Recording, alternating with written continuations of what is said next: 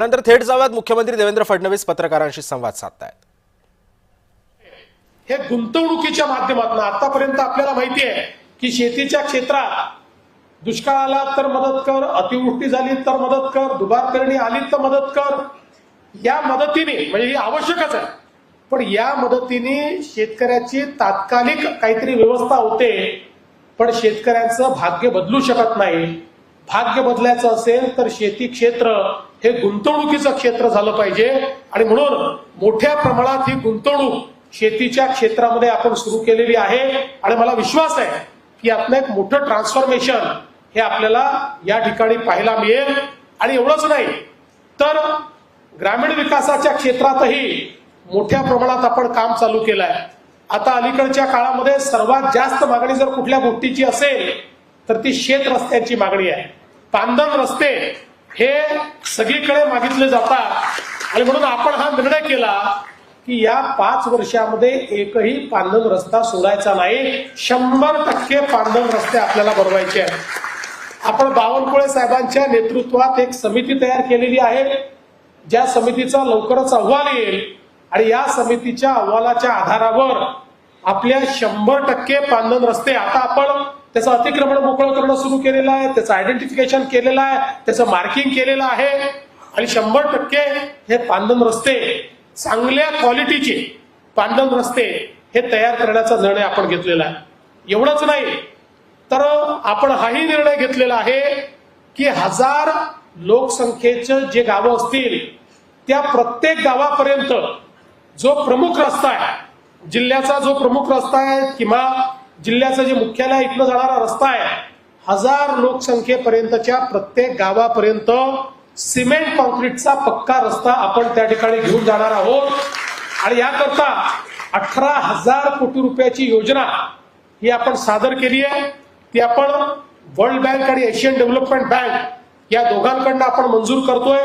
परवा मी त्या संदर्भात दिल्लीमध्ये एक बैठक देखील केली आणि आपल्या केंद्रीय मंत्री निर्मला सीतारामनजी यांनी त्याला अतिशय सकारात्मक अशा प्रकारे या बँकांकडनं तो प्रस्ताव मंजूरून आलाय।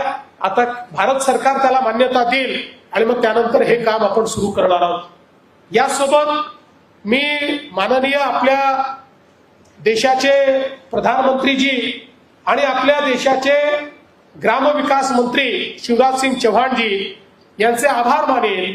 ते आभार याकरता मानेल की प्रधानमंत्री आवास योजनेच्या अंतर्गत 2016 ते 2022 या कालावधीमध्ये 13 लाख घरं आपण बांधली, पण 2017 पर्यंतची जी काही आपल्या त्या ठिकाणी वेगवेगळ्या प्रकारचे सर्वेक्षण झाले होते त्या सर्वेक्षणाच्या माध्यमातून महाराष्ट्रामध्ये 30 लाख घरांची अजून आवश्यकता होती आणि म्हणून आपण केंद्र सरकारला विनंती केली आणि केंद्र सरकारने म्हणजे हे खरोखर थक्क करणारी गोष्ट आहे, एकाच वर्षामध्ये 30 लाख घरं आपल्याला मंजूर केलेली आहेत।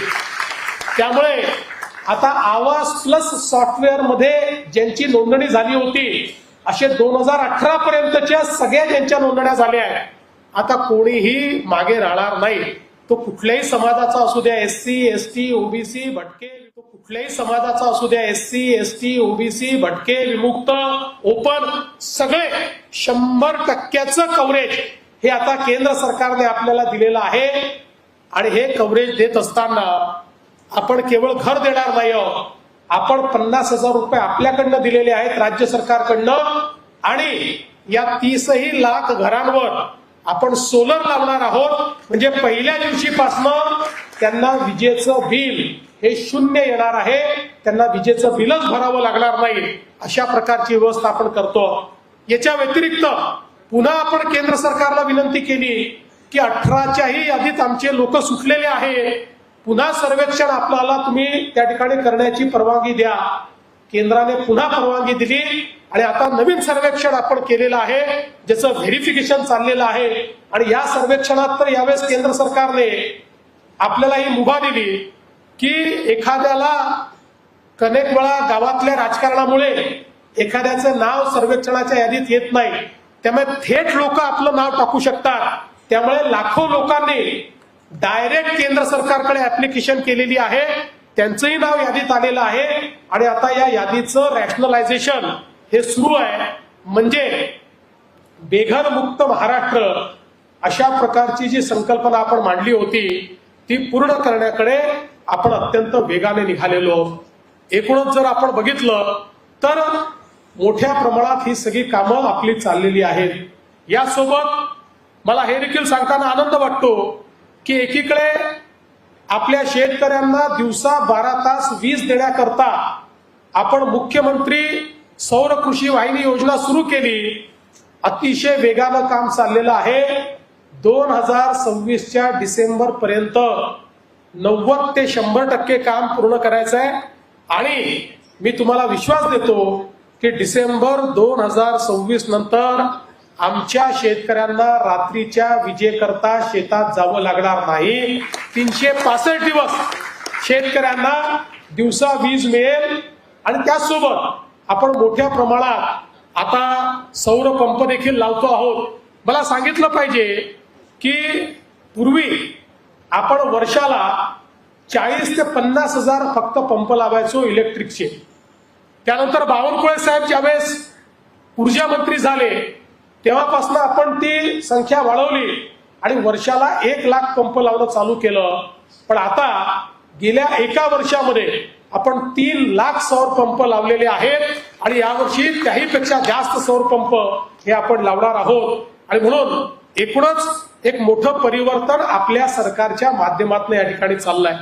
मला एक गोष्ट अजून तुमच्या लक्षात आणून दिली पाहिजे की देशाच्या इतिहासामध्ये आता आपलं सरकार पहिलं सरकार ठरणार आहे की ज्या सरकारने 2025 पासून 2030 पर्यंत विजेचे दर घोषित केले.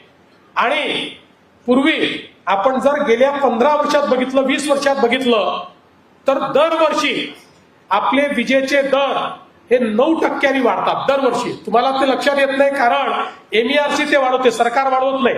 दरवर्षी MERC 9% वाढवते. ऑटोमॅटिक ते विजेच्या बिलात लावून आपल्याकडे येतात आणि आपल्याला ते भरावे लागतात. पण आता मात्र आपण नवीन जे दर MERC कडनं अप्रूव्ह करून घेतले याच्यामध्ये दरवर्षी विजेचे दर आता आपण कमी करणार आहोत, ते वाढवणार नाही आहोत. म्हणजे आपल्या 70% ग्राहकांकरता जे 100 युनिट पर्यंत वीज वापरतात त्या 70% ग्राहकांना तर 2024 मध्ये त्यांचं जे बिल होतं ते वाढण्याच्या ऐवजी ते 2030 पर्यंत 26% कमी होणार आहे. दरवर्षी ते कमी होत जाणार आहे. त्यामुळे आता विजेची दरवाढ याच्यावर विरोधकांना आंदोलनच करता येणार नाही.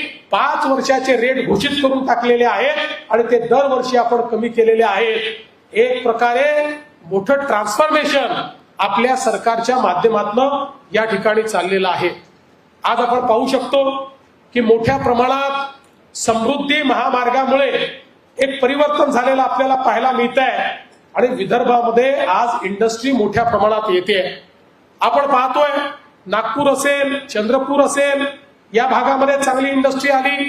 पण आता तर गडचिरोली हे आपलं नवीन इंडस्ट्रीयल मॅग्नेट तयार झालेलं आहे आणि एकट्या गडचिरोली जिल्ह्यामध्ये आपल्याकडे जे इन्व्हेस्टमेंटचे प्रपोजल आले किंवा ज्यांच्याशी चर्चा चाललेली आहे त्या सगळ्याची एकंदरीत गुंतवणूक जर आपण बघितली तर 2 लाख कोटी रुपयाची गुंतवणूक एकट्या गडचिरोलीमध्ये होणार आहे. परवा मी लॉयड्सचं उद्घाटन केलं. ऑलरेडी 14,000 लोक कामाला लागलेले आहेत आणि आपण जर बघितलंय 14,000 लोक कोण आहेत, SC ST OBC कोण आहेत, आपले स्थानिक आहेत सगळे. त्यांना ट्रेनिंग त्या ठिकाणी मिळालंय आणि परवा मी भूमिपूजन केलं. जे 30 महिन्यात जो प्लॅन तयार होईल त्या ठिकाणी 20,000 लोक अजून कामाला लागणार आहे. आता हीच इकोसिस्टीम आपल्याला वर्धेला देखील त्या ठिकाणी पाहायला मिळेल. अशाच प्रकारची इकोसिस्टीम आपल्याला विदर्भाच्या अन्य भागात देखील पाहायला मिळेल. आज आपण पाहतोय अमरावतीला आपण एक प्रकारे टेक्सटाईल हब तयार केला, मोठ्या प्रमाणात गुंतवणूक आली.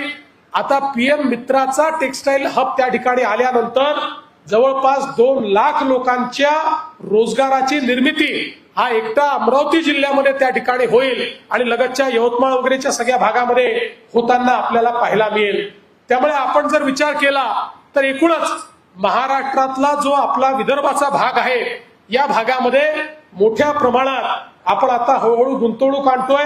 एकेका जिल्ह्यामध्ये आता गुंतवणूक येणं सुरू झालेलं आहे आणि मला विश्वास आहे की पुढच्या काळामध्ये चांगल्या प्रकारची औद्योगिक गुंतवणूक ही विदर्भामध्ये आपल्याला पाहायला मिळेल आणि त्यातनं मोठ्या प्रमाणात रोजगाराची निर्मिती देखील आपण या माध्यमातून करणार आहोत.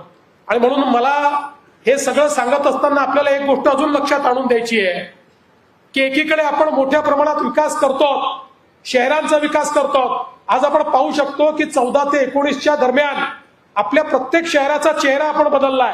आज वर्धेसारखं शहर हे 2014च्या पूर्वी कशा प्रकारे होतं आणि आज कशा प्रकारे आहे. आपण जिथे बसलेलो हे देखील 2014 नंतर तयार झालेलं आहे, आपल्या सरकारने तयार केलेलं आहे. त्यामुळे प्रत्येक शहराचा चेहरा आपण बदललेला आहे. पण एक गोष्ट लक्षात ठेवली पाहिजे की आपले विरोधक हे आपल्याशी विकासामध्ये स्पर्धाच करू शकत नाही. मोदीजींनी विकासाची दिशा आणि विकासाचा जो वेग आपल्याला दिलेला आहे त्याच्याशी त्यांना स्पर्धा करता येत नाही आणि म्हणून ते मिसइन्फॉर्मेशन कॅम्पेन चालवतात. आपण बघा, ते रोज एक वेगळा नरेटिव्ह त्या ठिकाणी देण्याचा प्रयत्न करतात. ज्यावेळी विकासाची स्पर्धा आपल्याला करता येत नाही त्यावेळी विकासावर चर्चाच होऊ द्यायची नाही.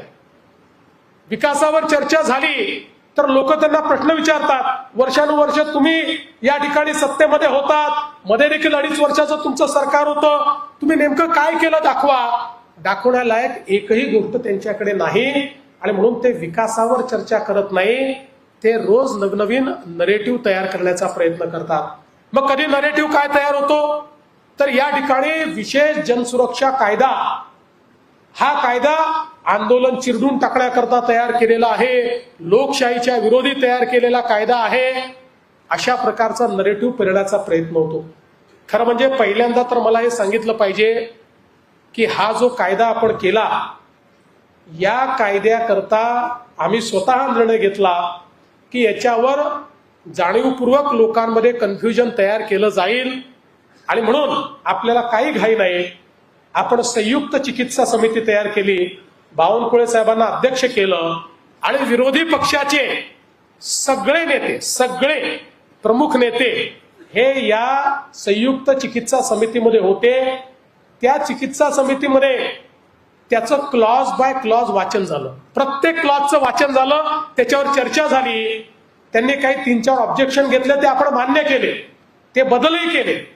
त्यानंतर शेवटच्या दिवशी पूर्ण कायद्याचा जो काही अहवाल तयार झाला सभागृहासमोर मांडायचा, त्या अहवालावरही चर्चा झाली आणि एकमताने सगळ्यांनी हा अहवाल मान्य केला.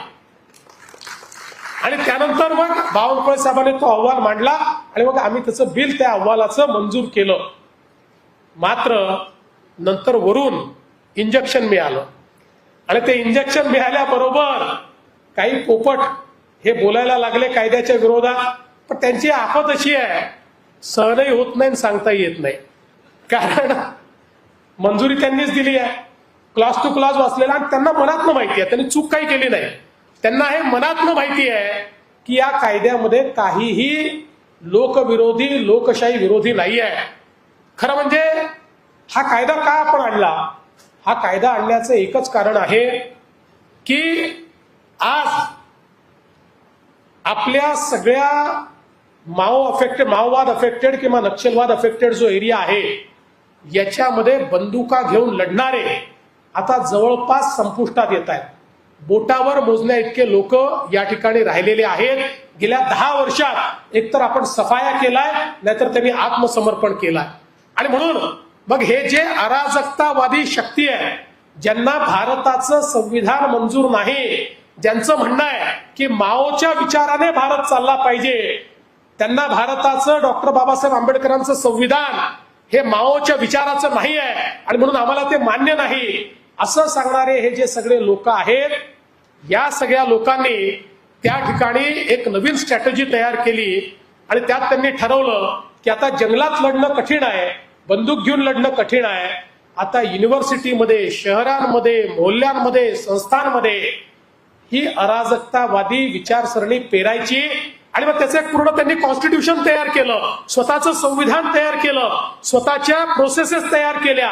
त्या सगळ्या आपल्याकडे आहेत, मी त्या वाचून दाखवलेल्या आहेत. कशा प्रकारे भारतामध्ये सामान्य माणसाचा भारतीय संविधानावरचा विश्वास ढळला पाहिजे अशा प्रकारची व्यवस्था उभी करायची, अराजक उभं करायचं, संविधानाने तयार केलेल्या संस्थांवर प्रश्नचिन्ह निर्माण करायचं आणि मग सर्वांना एकमेकाच्या विरुद्ध लढायला मजबूर करायचं. अशा प्रकारच्या मानसिकतेने हे अर्बन नक्षल या ठिकाणी काम करतायत. त्याचे सगळे पुरावे सापडले. बरं, आपण म्हणतो असं नाही. ज्यावेळेस युपीएचं सरकार होतं, मनमोहन सिंगाचं सरकार होतं, पहिली बंदी त्यांनी टाकली. ती बंदी पश्चिम बंगालच्या कम्युनिस्ट सरकारच्या बुद्धदेव भट्टाचार्याच्या मुख्यमंत्र्यांच्या हाताने ती बंदी त्यांनी टाकली आणि त्यांनी सर्वोच्च न्यायालयामध्ये ऍफिडेव्हिट दाखल केलं की डावी कडवी विचारसरणी म्हणजे अर्बन माओवादी हे देशाच्या संपूर्ण व्यवस्थेला त्या ठिकाणी खोखलं करण्याचा प्रयत्न करतायत, देशाच्या संस्थांना खोखलं करण्याचा प्रयत्न करतायत आणि म्हणून यांच्या विरुद्ध कारवाई करणं गरजेचं आहे, यांच्यावर बॅन आणणं गरजेचं आहे. आणि म्हणून 4 सरकारांनी जनसुरक्षा कायद्यासारखा कायदा तयार केला आणि देशामधल्या जवळपास 80 पेक्षा जास्त संस्था बॅन केल्या. पण महाराष्ट्रामध्ये बॅन नसल्यामुळे त्या इतर राज्यांमध्ये, ओरिसामध्ये, आंध्रमध्ये, तेलंगणामध्ये, छत्तीसगडमध्ये बॅन झालेल्या सगळ्या संघटनांनी त्यांचं हेड ऑफिस कुठे उघडलं? ते महाराष्ट्रामध्ये उघडलं आणि महाराष्ट्रातनं कारवाया सुरू केल्या. वारंवार केंद्रातलं सरकार पूर्वीचं आणि आताचं आपल्याला सांगत होतं की या संस्था इथे काम करतायत, यांना तुम्ही देखील बॅन करा. हे महाराष्ट्रातनं अशा प्रकारचं काम करत आहे.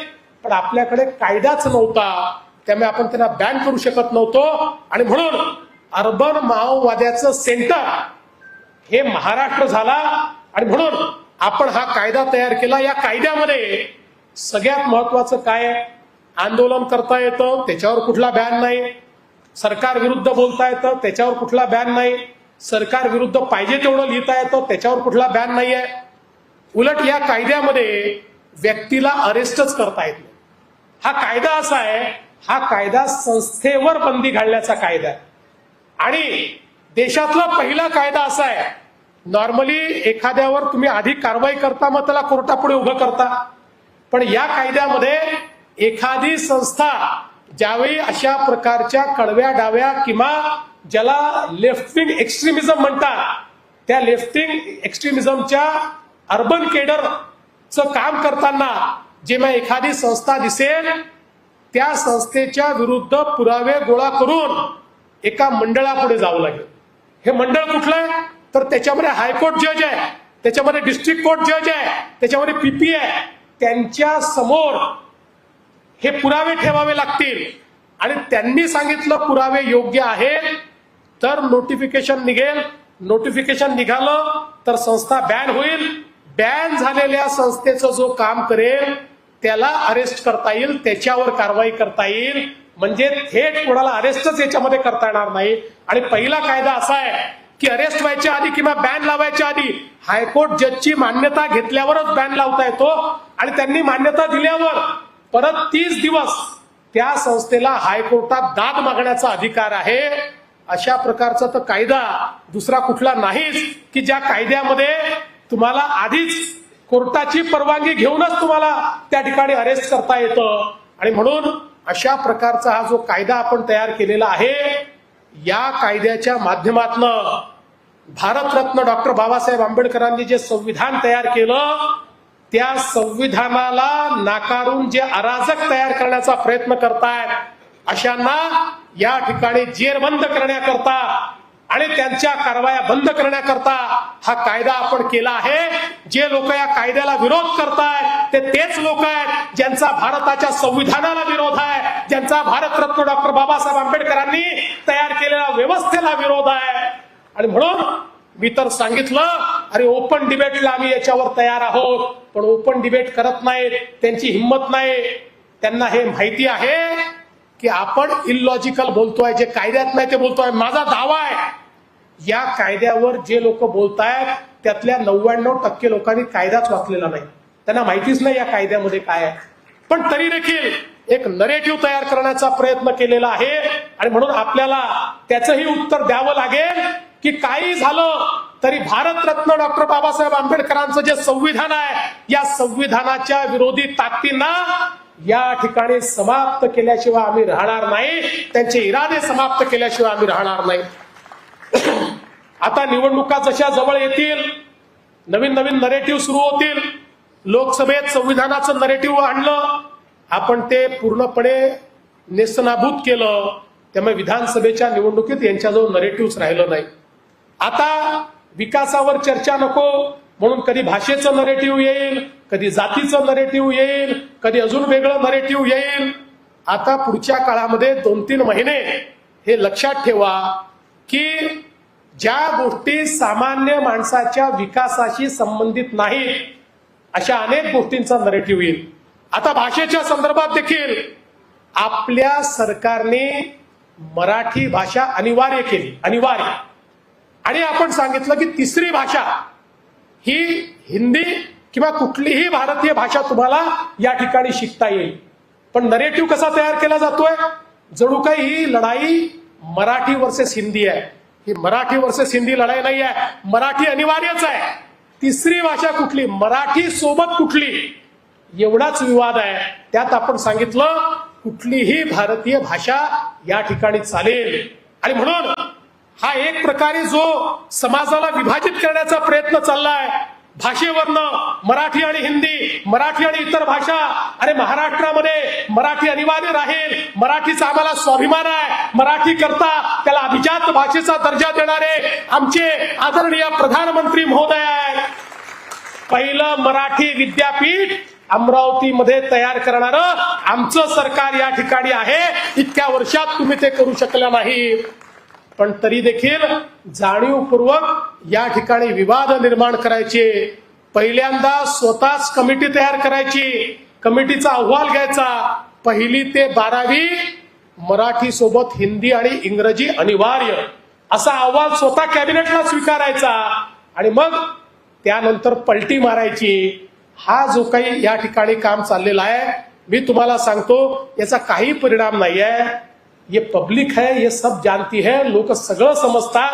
पण तुम्हाला याकरता सांगतो, असे अनेक विवाद, जातीपातीचे विवाद, इतके विवाद आता निवडणुकीच्या तोंडावर उभे होतील. पण काळजी करण्याचं कारण नाही. जनतेकरता आपण जे केलेलं आहे आणि जे करतो ते घेऊन समाजामध्ये गेलो. तुम्ही बघा, विधानसभेच्या आधी देखील यांनी अशाच प्रकारचे हजारो विवाद उभे केले आणि त्यातनं आपण केलेलं काम लोकांना समजू नये असा प्रयत्न केला. पण आपण आपलं काम घेऊन लोकांमध्ये गेलो आणि जनतेने आपल्याला मतदान केलं. त्यामुळे आताही आपल्याला या निवडणुकीच्या निमित्ताने समाजामध्ये जाऊन आपल्या सरकारने केलेलं काम आणि आपल्या सरकारचं विजन हे समाजापर्यंत मांडायचं आहे आणि समाजातल्या प्रत्येक घटकाचा विकास हे आमचं या ठिकाणी ब्रीद आहे, ही आमची इच्छा आहे आणि हेच आमचं ध्येय आहे, हे सांगण्याची आवश्यकता आहे. आणि म्हणून मला असं वाटतं की आपल्याला आता तयारीला लागलं पाहिजे. या 3ही निवडणुका मागे पुढे येतील. जिल्हा परिषद आणि नगरपालिका दोघांपैकी कुठलं तरी आधी कुठलं तरी नंतर होईल आणि शेवटी साधारणपणे महानगरपालिका होईल. कारण 2017लाही अशाच प्रकारे 3 टप्प्यांमध्ये निवडणुका झाल्या होत्या. तशाच निवडणुका कदाचित निवडणूक आयोग त्या ठिकाणी घेईल, ते घोषणा देखील करतील. पण आता या प्रोसेसला सुरुवात झालेली आहे. आपल्याला माहिती आहे गट आणि गणांचं फॉर्मेशन असेल, तिकडे नगरपालिका महानगरपालिकांच्या वॉर्डांचं फॉर्मेशन असेल, या सगळ्या गोष्टी चाललेल्या आहेत. वोटर लिस्टचं काम त्या ठिकाणी आता लवकरच सुरू होईल. साधारणपणे जी काही विधानसभेची वोटर लिस्ट असते ती वोटर लिस्टच राज्य निवडणूक आयोग अडॉप्ट करतं आणि मग त्याच्यामध्ये जी नावं सुटली असतील ती नावं टाकण्याकरता आपल्याला संधी देतं. तो अतिशय छोटा कालावधी आपल्याला मिळतो. त्यामुळे ज्यांची नावं सुटली असतील आपण सगळ्यांनी तयारीत राहिलं पाहिजे की ती नावं कशी नोंदवता येतील, जेणेकरून आणि विशेषतः आपण जर विचार केला तर जी काही वोटर लिस्ट आहे त्या वोटर लिस्टमध्ये विधानसभेच्या आधीची नावं आली असतील, विधानसभेनंतर जे लोक 18 वर्षाचे झाले आहेत जुलैच्या आधी, त्याच्यातली ज्या लोकांनी नावं नोंदवली नसतील त्यांचीही नावं आपल्याला कशी नोंदवून घेता येईल असा प्रयत्न आपण सगळ्यांनी मिळून केला पाहिजे. आणि या संपूर्ण प्रक्रियेचा भाग म्हणजे निवडणूक आली की याद्या पाहिजे असं नाही, तर पहिलेपासनं या संदर्भात मग निवडणुकीत सगळे तक्रारी करतात, याद्यात हे प्रॉब्लेम आहेत, ते प्रॉब्लेम आहेत, असं चाललंय तसं चाललंय. तर आपण आधीपासनं याच्याकडे लक्ष दिलं पाहिजे आणि योग्य प्रकारची तयारी जी आहे ती केली पाहिजे. यासोबत आपल्या मग जिल्हा परिषद असो, पंचायत समिती असो, नगरपालिका, नगरपंचायत, महानगरपालिका, सगळीकडे योग्य प्रकारची निवडणुकीची तयारी, आपली बूथच्या यंत्रणा, आपली स्ट्रॅटेजी, या सगळ्या गोष्टी आपल्याला त्या ठिकाणी करायच्या आहेत. आम्ही पुढच्या काळामध्ये एक पुन्हा बैठक घेणार आहोत, ज्याच्यामध्ये प्रत्येक ज्या ज्या ठिकाणी निवडणुका आहेत अशी जी प्रत्येक आपली इकाई आहे त्या इकाईच्या कोर टीम सोबत आम्ही एक चर्चा देखील करणार आहोत, जेणेकरून निवडणुकीपर्यंतची सगळी जी काही रचना आहे त्या रचनेच्या संदर्भातली व्यवस्था, त्या रचनेच्या संदर्भातली स्ट्रॅटेजी ही आपल्याला तयार करता येईल. पण हे सगळं करत असताना माझी तुम्हाला सगळ्यांना विनंती आहे की अतिशय लोकांची अनुकूलता आहे, लोक आपल्याला निवडून द्यायला तयार आहे. पण भारतीय जनता पार्टी म्हणून अनेक जिल्ह्यांमध्ये छोटे छोटे वाद आहेत, काही ठिकाणी नेत्यांमध्ये वाद आहेत, काही ठिकाणी कार्यकर्त्यांमध्ये वाद आहेत. फार मोठे वाद नाही. भारतीय जनता पार्टी परिवार आहे, परिवारामध्ये दोन भावांमध्ये कमी अधिक होत असतं. पण निवडणुकीच्या तोंडावर सगळ्यांनी एकत्रित राहिलं पाहिजे, एकत्रित बसलं पाहिजे, वाद संपवले पाहिजेत. बघा, अनेक पार्ट्यांचं पतन हे याकरताच झालं की एकाने दुसऱ्याला ओढलं आणि दुसऱ्याने पहिल्याला ओढलं आणि दोघांनी मिळून पार्टीला खड्ड्यात घातलं. अशा प्रकारे आपल्या पार्टीत होता कामा नये. कोणी जर पार्टीला खड्ड्यात घालण्याचं काम करणार असेल तर त्याला खड्ड्यात घालण्याचं काम पार्टी करेल, एवढं लक्षात ठेवा. खड्ड्यात घालणं म्हणजे खरं खड्ड्यात घालणं नाही. नाही तर कोणीतरी चालवेल की मुख्यमंत्र्यांनी धमकी दिली, आता कोणाला तरी खड्ड्यात पुरणार आणि मग परत 9 वाजताचा भोंगा सुरू होईल की मुख्यमंत्री बघा धमक्या द्यायला लागले. त्याच्यामुळे त्या अर्थाने नाही. पण आज एक गोष्ट लक्षात ठेवा, अनुकूलता आहे, लोक सोबत याला तयार आहेत, कार्यकर्ते चांगल्या प्रकारे त्या ठिकाणी सगळीकडे आपल्याकडे उपलब्ध आहेत. बघा, भारतीय जनता पार्टी काय करू शकते याचे 2च उदाहरण तुम्हाला देतो की 22 जुलैला आपल्या अध्यक्षांनी ही घोषणा केली की रक्तदान करायचं आणि 4 दिवसाचा वेळ आपल्याला मिळाला आणि जवळपास 1088 मंडळांमध्ये आपण रक्तदान केलं. 78,000 बॉटल रक्तदान. तुम्हाला माहिती नसेल, आजपर्यंतचा एका दिवसातला रक्तदानाचा जो काही रेकॉर्ड आहे हा शिवसेनेच्या नावाने होता आणि तो 25,000 बॉटलचा होता. आपण एका दिवसामध्ये 78,000 बॉटलचं रक्तदान करून दाखवलं. मनावर घेतलं की आपण काय करू शकतो.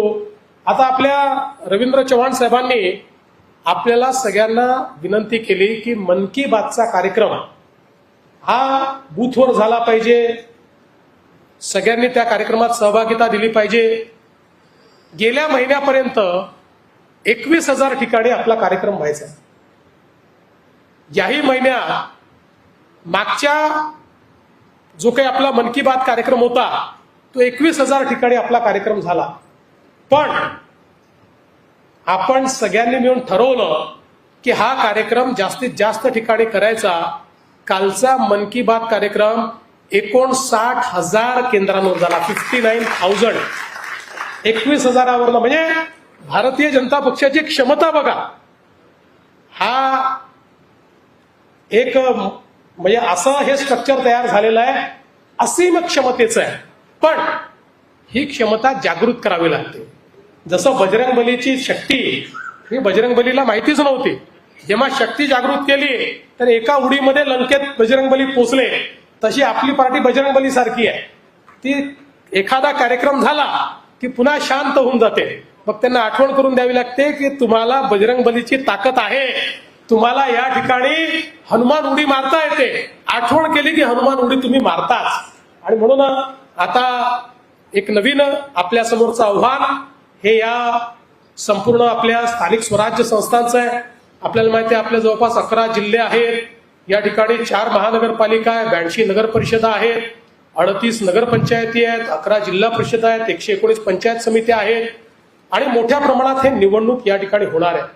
आपण जर मागची निवडणूक बघितली तर मागच्या निवडणुकीमध्ये आपण जवळपास विदर्भामध्ये सगळ्यात मोठा पक्ष होतो, म्हणजे 4788 जागांपैकी जवळपास 2000 जागा म्हणजे 1900 काही जागा या आपल्याला त्या ठिकाणी प्राप्त झाल्या होत्या. मग त्याच्यानंतर बाकी पक्ष जे होते ते कोणी ह्या तेव्हाची सेना 472 वर होती, काँग्रेस 1000 वर होती, एनसीपी 500 वर होती, आपण 2000 वर होतो. पण आता आपल्याला आपला रेकॉर्ड तोडायचा आहे. यावेळी आपल्याला 2017 पेक्षाही जास्त जागा या ठिकाणी निवडून आणायच्या आहेत. आता एक गोष्ट आपण सगळ्यांनी लक्षात ठेवायची आहे की आपण ही निवडणूक महायुतीमध्ये लढतो, पण अर्थातच स्थानिक स्तरावर काही निर्णय घेण्याचे अधिकार आम्ही देऊ. ज्या ठिकाणी काही अडचणी आहेत त्यांनी आमच्याशी चर्चा करायची आहे आणि निर्णय घ्यायचे आहे. पण शक्यतोवर निवडणुका महायुतीत करायच्या आणि ज्या ठिकाणी महायुतीमध्ये निवडणूक काही कारणाने होणार नाही त्या ठिकाणी आपल्या मित्र पक्षावर कुठली टीका करायची नाही. कारण आपण जर राज्यामध्ये सोबत काम करतो आहोत तर आपणच आपल्या मित्र पक्षावर टीका करायची. आपण 17 साली बघितलं, उद्धवजी आपल्यासोबत सत्तामध्ये होते आणि रोज आपल्याला शिव्या द्यायचे. ती परिस्थिती आपली नाही, आपल्याला ते करायचं नाही आहे. त्याच्यामुळे शक्यतोवर महायुती आणि ज्या ठिकाणी महायुती होऊ शकणार नाही त्या ठिकाणी आपल्याला मैत्रीपूर्ण समन्वयाने अशा पद्धतीनं आपल्याला निवडून यायचं आहे. पण विदर्भातला सगळ्यात मोठा पक्ष कालही भाजप होता, आजही भाजप आहे आणि या आपल्या स्थानिक स्वराज्य संस्थेमध्ये भाजपचं निर्विवाद वर्चस्व हे या निवडणुकीमध्ये आपल्याला दाखवायचं आहे. त्या दृष्टीने आपण सगळ्यांनी कामाला लागायचं आहे. माझं भाषण झाल्यावर मी जरी इथनं गेलो तरी तुम्ही कोणी जाऊ नका. मी मुख्यमंत्री आहे, तुम्ही सगळे होऊ शकता मुख्यमंत्री, होऊ शकत नाही असं नाही आहे, पण अजून तुम्ही झालेले नाही आहे. त्याच्यामुळे मुख्यमंत्र्याला जाण्याची मुभा आहे, बाकी कोणालाही जाण्याची मुभा नाही आहे. दिवसभर ही कार्यशाळा आणि बैठक चालणार आहे. आपली पुढची स्ट्रॅटेजी, वेगवेगळ्या लोकांचे मार्गदर्शन, जिल्ह्यांमध्ये काय चाललंय या गोष्टीचं निवेदन, या सगळ्या गोष्टी होणार आहेत. त्यामुळे या सगळ्या गोष्टी करता आपण सगळ्यांनी उपस्थित राहा आणि इथनं गेल्यानंतर जी काही दिशा या ठिकाणी मिळेल त्या दिशेनं आपण सगळ्यांनी काम करावं अशा प्रकारची विनंती आपल्याला करतो. आणि पुन्हा एकदा 2024च्या विधानसभेच्या निवडणुकीचा बिगुल वाजल्यानंतर ज्या प्रकारे झोकून देऊन तुम्ही तो किल्ला त्या ठिकाणी जिंकला, तशाच प्रकारे आता हा स्थानिक स्वराज्य संस्थेचा किल्ला देखील आपण जिंकावा आणि भाजपचा भगवा, महायुतीचा भगवा त्या ठिकाणी लावावा अशा प्रकारची विनंती करतो आणि माझं बोलणं संपवतो. धन्यवाद. जय हिंद, जय महाराष्ट्र. तर मित्रपक्षामुळे चमत्कार झाला. फडणवीसांनी मित्रपक्षांचे आभार मानलेले आहे. वर्ध्यात मुख्यमंत्र्यांनी स्थानिक स्वराज्य संस्था निवडणुकांच्या पार्श्वभूमीवर बैठक घेतली, कार्यकर्त्यांना मार्गदर्शन केलं. राज्याच्या कानाकोपऱ्यात भाजप विजयी झाली असे आधीच्या निवडणुकांसंदर्भात बोलताना मुख्यमंत्र्यांनी वक्तव्य केलेलं आहे.